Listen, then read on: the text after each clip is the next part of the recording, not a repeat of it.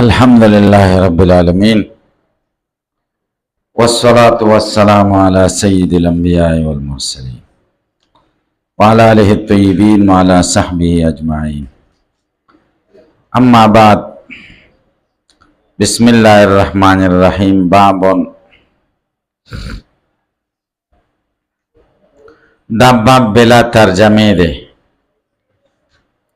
دی کی ترجمه الباب نشتا ډیر بابونه به داسې بخاري شریف کې راشي چې ترجمه الباب به پکې نه وي. دا پهله ځل راغلی دا باب بلا ترجمه د ولې ذکر کا دې باره کې د شارحینو او د محدثینو علماء کرامو ډېرې رایې دي. یوه رایه دا ده چې دا سهوه د مصنف نشوي.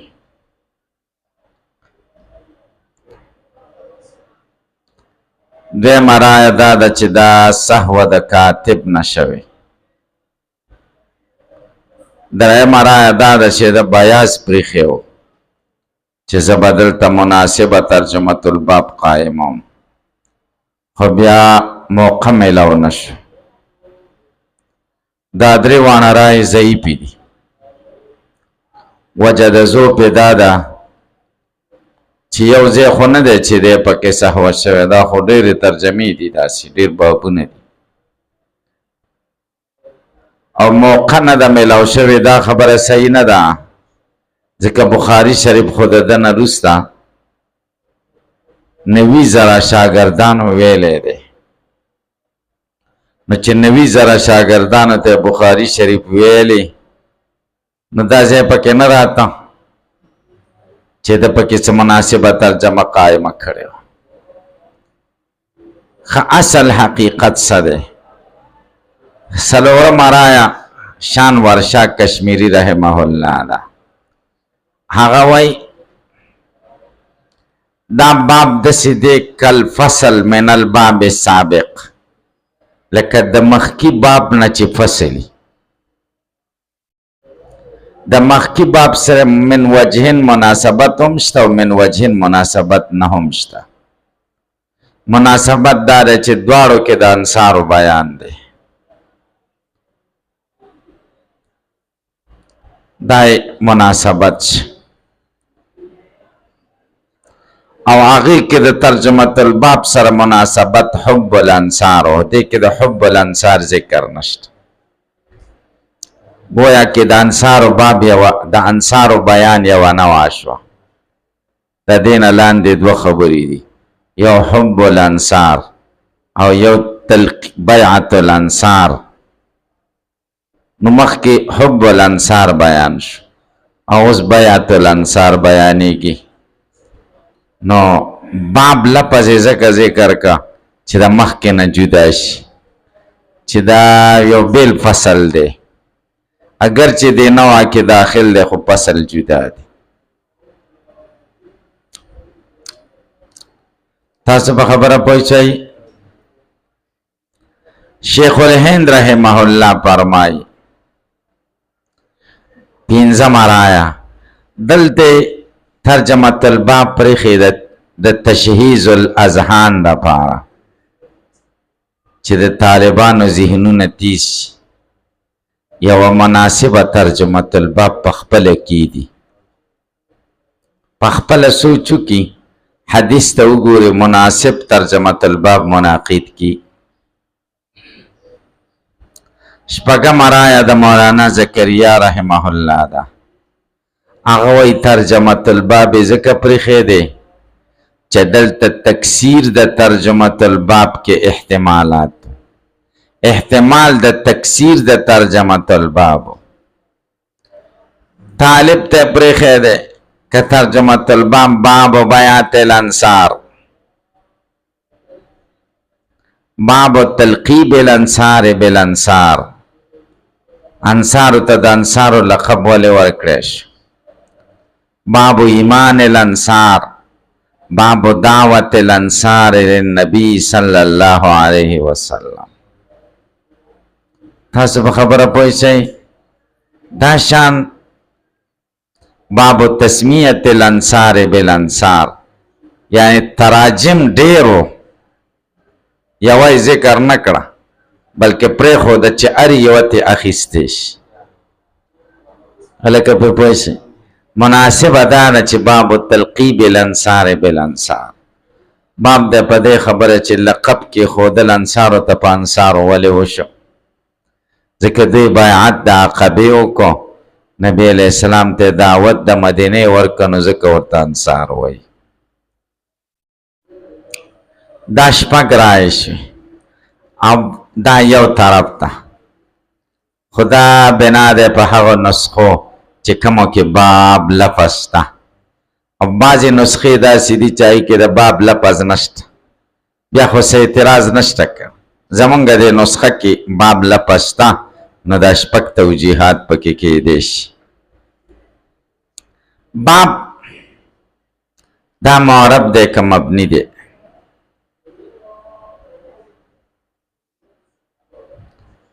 دا مبني دی، ولې ځکه معرب خو به اله وی چې عامل وی ورسره، دې سره خو عامل نشته، دا خو داسې دی لکه زید عمر بکر اسماء معدوده چې خالی د چا نه د عامل نه، نو دا بالفعل مبني دي او بالقوه معرب دي.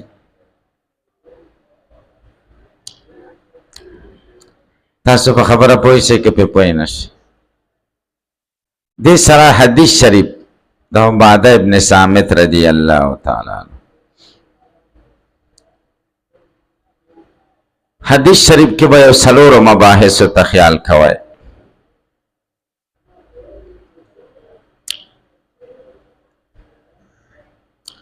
اول تشریح د حدیث شریف او حل د الفاظ مفرده او د حدیث شریف، دویم مقصد د حدیث شریف،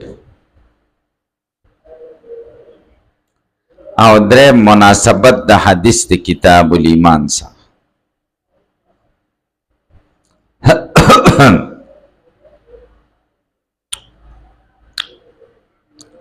اول شرح او تشریح د حدیث شریف.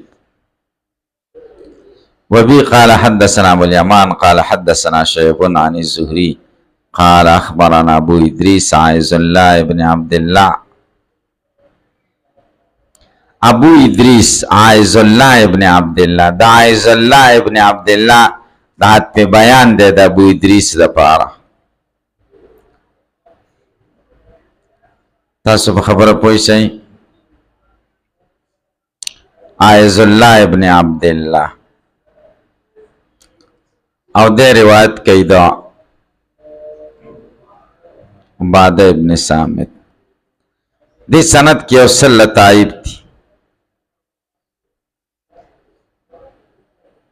یو خدا چې دې کې تحدیث هم شته او عنعنم پکې شته عن زهري، او اخبار هم پکې شته چې اخبرنا ابو ادریس. دویم دا چې دې کې روایت د قاضي دی، د قاضي نه. ابو ادریس هم قاضي و، عباده ابن صامت هم قاضي و.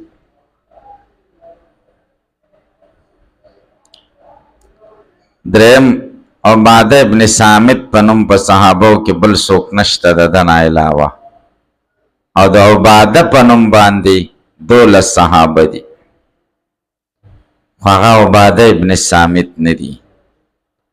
عباده ابن صامت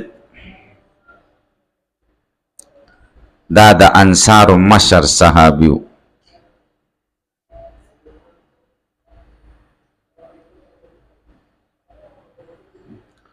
په ټولو صحابو کې د دنګو، هر بنده هر انسان په خپلو لویشتو ولویشتي، او د په خپلو لویشتو لس لویشتي و. کله چې صحابه کرام مدینه منورې ته لاړل، اصحاب صفو ته به د خط ښود، لیکل د ده زده و. اصحاب صفو ته به خط ښوده. د رسول الله صلی الله علیه وسلم سره په ټولو غزواتو کې شریک شوی، او په هر مجلس کې به حاضر ناظر و.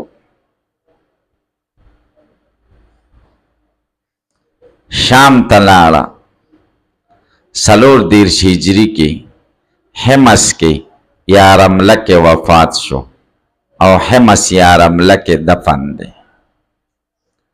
د دنه یو سل یو اتیا حدیث روایت شوي دي. شپږ متفق علیه دی، بخاری او مسلم دواړو کې شو او دو کې امام مسلم متفرد دی او دو کې امام بخاری متفرد.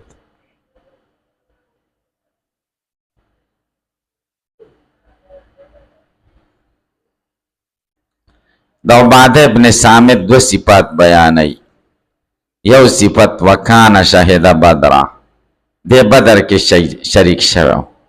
صحابو د پاره دا اعزاز دی، بدریینو د پاره پلان کې بدری دی ځکه دا بدر غزا دا سخت او تکلیف کې شوی نو دې کې شرکت دا لوی اعزاز. جبریل علیہ السلام د نبی علیہ السلام نه تپوس وکړو تاسو بدریین ته په کم نظر ګورئ؟ رسول الله صلی الله علیه وسلم ورته فرمای خیر و اهل الارض، د ځمکې په مخلوقاتو کې د ټولو نه غوره مخلوق. جبریل علیہ السلام ورته وفرمایل کومو ملائکو چې بدر کې شرکت کړی هغوی له مونږ د خیر و اهل السما په نظر ګورو، د اسمان په مخلوق کې د ټولو نه غوره مخلوق. 314 کسان بدریینو او د عباده ابن صامت یو خصوصیت او صفت دا شو چې دی بدریو. دویم خصوصیت وهو احد النقباء لیلة العقبه، او د یو د 12 مشرانو نه او د عقبې په شپه. د عقبې په شپه په 12 مشرانو کې یو مشر دی. عقبې شپه څنګه وه؟ د حج موسم بشو، اطرافونه به خلک راتله.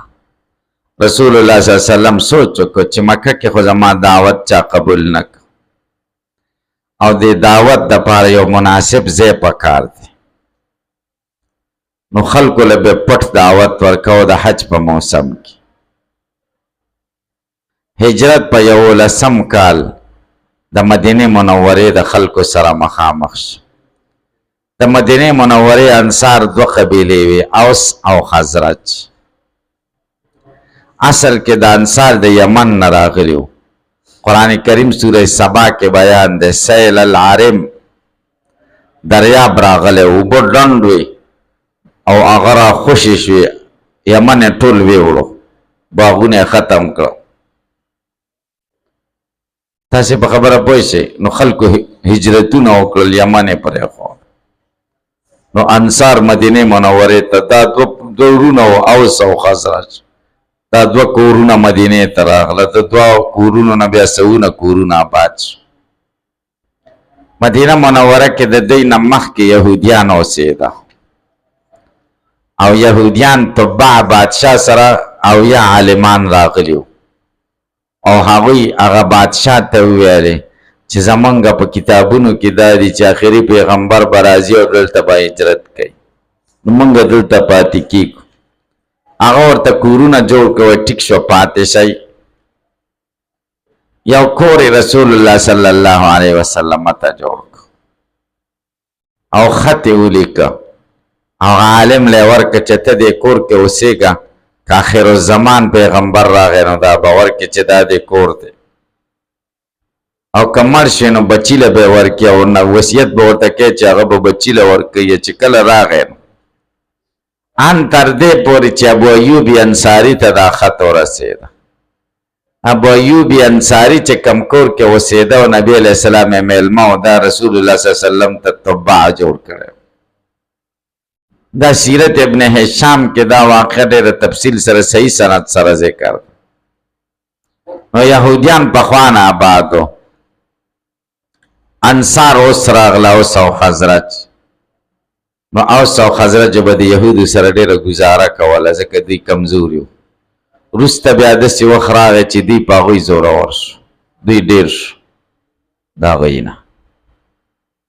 جنګونه به په منځ کې راتلل او جنګونه به څنګه و؟ په یهودو کې یو مشر و، بدماش مشر یې مقرر کړی و. هغه ویلی و چې هر څوک واده کوي نو هغه ښځه به اوله شپه ما سره تېروي. د دې انصارو یو سړی و دا ته برداشت نه شوه، د خور واده یو او ډېر خفه و چې اوس به څه کېږي. بس اولې شپې له خور هغه سړي بوتله، ده د ښځو جامې واچولې دې سړي او دې دغه له ننوتو، د خور سره ننوتو د ښځو په ډله کې. او مغه د یهودیانو مشر چې هغه په دې توره په دې سر و سر ته قلم او لاړه وتښتېد. بس بیا د یهود او د نصاراو په منځ کې جګړې شروع شي، ډېر مړي به پکې کېدل. نو یهودیانو به دې دغې له ویلې د انصارو له چې تاسو خو بې دینه خلک یې شرک کوئ، مشرکان یې هغوی به شرک کوو، آسماني دین تابع نه وو، موږ خو د آسماني دین تابع یو.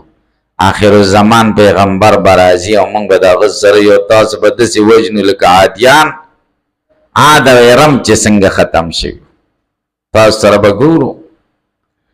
او ویستفتحون علی الذین کفروا فلما جاءوا ما عرفوا کفروا به. دې سره بیا چې جنګ و تورات به راوړه د محمد صلی الله علیه وسلم په نوم بیا ګوته کېښوده او ویل به اللهم انصرنا بنبیک المبعوث فی آخر الزمان. خدای زمونږ د هغه پیغمبر د برکته مدد وکړي چې ته به په آخره زمانه کې رالیږې. هغه راولي چې مونږ ورسره شو. نو د انصارو د یهودیانو نه دا خبرې اورېدلې، اگر چې ورانه یې ورسره وه خو ملاتوب یې مانه چې دوی مریان دي او خبرې رښتیا دي. نو د دې په زړه کې دا و چې آخري پیغمبر به راځي.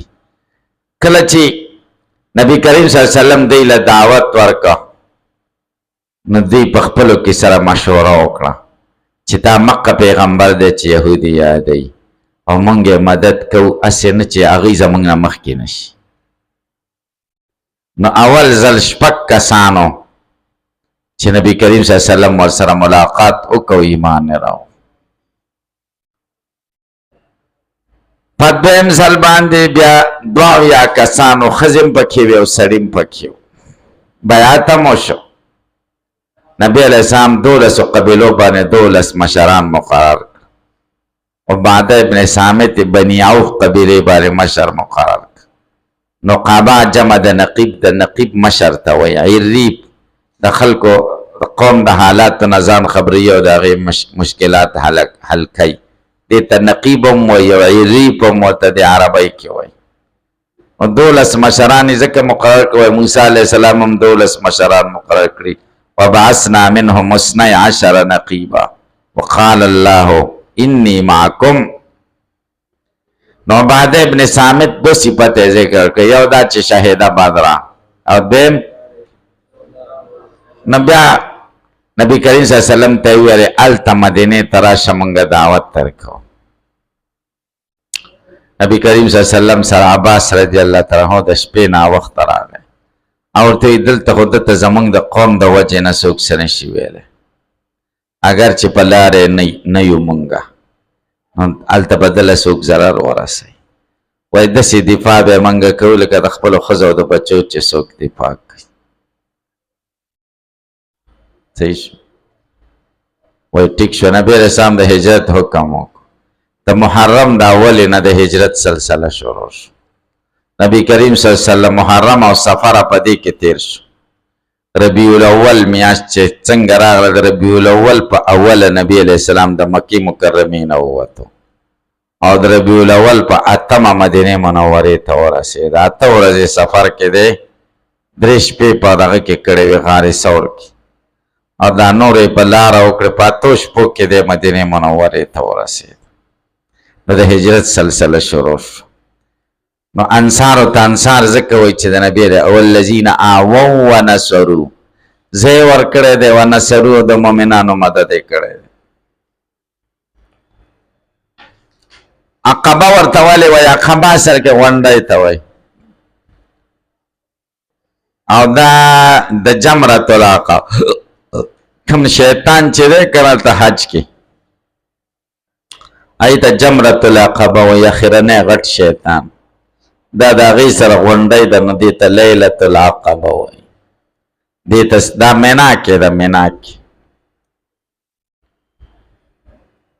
الته اوس یو جومات جوړ دی هغې غونډۍ د پاسه غره د پاسه مسجد البیعت ورته وایي مسجد البیعت بیعت پکې نبی علیه السلام سره ان رسول الله اسلام قال اصل کې داسې ان عباده ابن صامت قال پکې پټ دی ښه ان رسول الله اسلام قال نبی علیه السلام وایي وحوله عصابة او چاپیره د ده نه یوه ډله وه من اصحابي د ده د صحابهونه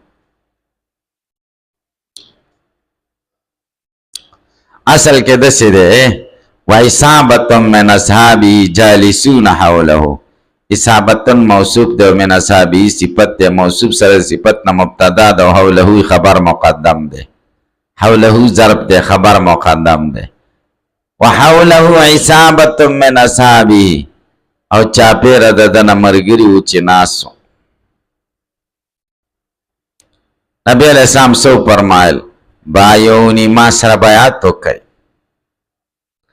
الا الله تشرکو دا بیعت خو هغه بیعت نه یادوي ګورئ هغه په دې خبرو نه دی شوی بعضې وایي حق مراد دی چې کوم عقبه کې شوی بعضې وایي دا بل بیعت دی د مکې د فتحې نه وروسته شوی وایي پکې د محدثینو ګڼې دي او بعضې وایي چې د عقبې بیعت دی تاسې پرې پوه شئ خو دا د عقبې بیعت نه دی دا بل بیعت دی ځکه دا بیعت دی په ترک المنکرات او په التزام الطاعات او هغه خو بیعت علی الایمانو بیعت ډېر قسمونه دي یو بیعت د خلافت دی بادشاه سره بیعت وکړي دویم بیعت د جهاد دی د جهاد د امیر سره بیعت وکړي تاسو په خبره پوه شئ که پرې پوه نه شئ او دریم نمبر بیعت دی علی التزام الطاعات و ترک المنکرات لکه صوفیان چې کوم بیعت کوي پیران ښه کارونه به کوم بد به نه کوم دا بیعت وکړي او بیعت علی الموت دی په مرګ باید چې مرګه پورې به موږ نه روزده کېږو نبی اسلام ورته ما سره بیعت وکړئ دا عربو کې رواج و الله تشرکو بالله تاسو به شرک نه کوئ د الله سره هیڅ شی ولا تسرقو غلا به نه کوئ ولا تزنو زنا به نه کوئ ولا تقتلوا اولادکم بچی به نه وجنئ دې ظالمانو به بچي د درې وجو نه وجل یوه وجه د فقر نه به یې وجل خدای ورته وایي ولا تقتلوا اولادکم من املاق د فقر د وجې نه بچي مه وجنئ دویم دا ده چې د فقر د یرې نه به یې وجل خدای ورته وایي ولا تقتلوا اولادکم خشیة املاق دریم شرمېدل به چې څنګه به زما لور کېږي او هغه به د بل چا په نکاح کې راځي او ظالمانو به دا نه ویل چې مونږ د چا نه پیدا یو خو هغه زمونږ مور هم د چا لور ده کوه تاسو په خبره پوه شئ او اذا بشر احدهم بالانثى ظل وجهه مسودا وهو كظيم يتوارى من القوم من سوء ما بشر به ايمسكه على حون ام يدسه في التراب الا ساء ما يحكمون ولا تاتوا ببهتان بهتان بنا راوړی یو غیبت دی یو بهتان دی غیبت دا چې چا کې یو بدی وي او ته بیانې شا پشا او بهتان دی ته وایي چې بدی پکې نه یو ته بیانې دا د غیبت نه دوه جرمه دي تاسې په یو غیبت دی او یو چې کوم دی دروغ دی دروغ دی ورپورې تړلی شی پکې نشته که تاسو بهتان مه جوړوئ تفترون او چې تاسې جوړوئ بین ایدیکم وارجلکم مخامخ په مخامخ داسې سپین سرګي کې وایي دا کار دې کړی مخامخ سړي ته وایي او نی کړی بین ایدیکم وارجلکم معنا بین انفسکم خپلو ځانونو نه جوړوئ یا ایدیکم بین ایدیکم وانفسکم نه قلوب مراد دي ځکه د لاسونو خپو په منځ کې زړونه دي که یا بین ایدیکم وانفسکم د مخکې حالات مخامخ حالات وارجلکم وروسته حالات د ماضي او د حال حالات ولا تاسو پی معروف تاسو نافرمانی مه کوئ پی معروف په نیکو کارونو کې معروف ما عرف بشر حسنه ته وایي چې په شرع کې د هغه حسن معلوم هغې ته څه وایي معروف پیغمبر سره بغیر معروف باندې ما مر کوي چې ورته وایي زما به په خو خبرو کې منئ نافرماني به مې نه کوئ. جواب دا دی چې دا د مخاطبینو د حوصله افزایۍ دپاره وایي. زه خو ورته ښې خبرې کوم دی کې به نافرماني، دا قید اعتراضي نه دی، قید اتفاقي دی. یا ولا تعصوني وخلفائي فی معروف، زما د خلفاو نافرماني به نه کوئ په نیک کار کې. هلکه تاسو په خبره پوه شئ. فمن وفا منکم، چا چې پورهوالی وکړو ستاسو نه په دې خبرو، فاجره علی الله، اجر یې په چا دی؟ په الله دی. ومن اصاب من ذلک شیئا، او هغه څوک چې ورسېده د دې کارون نه څه شي ته، فعوقب به، دته عذاب ورکړی شو په دنیا په دنیا کې، فهو کفارة له، دا د دپاره کفاره ده. غلا یې وکړه او لاس ته غوڅ شه نو دا د دپاره کفاره ده. زنا یې وکړه سنګسار شه یا دورې ورکړی شو، دا د دپاره کفاره ده. ومن اصاب من ذلک شیئا، هغه څوک چې ورسېده د دې نه څه شي ته، ثم ستره الله، بیا خدای پټ که، فهو الی الله، دی مفوض دی الله ته. انشاء پانو که د خدای خوښه عفو به ورته وکړي، و انشاء که د خدای خوښه شو عاقبه، عذاب به ورکړي. فبایعناه علی ذلک، موږ ورسره بیعت وکړو علی ذلک، په همدې خبرو. تاسو په خبره باندې پوه شئ.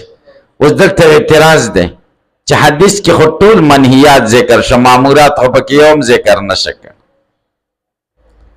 تاسو به جواب وکئ چې منهیات دا تخلی عن الرذائل ده او مامورات تحلی بالفضائل ده. تخلی عن الرذائل دا مقدمه ده په تحلی بالفضائل.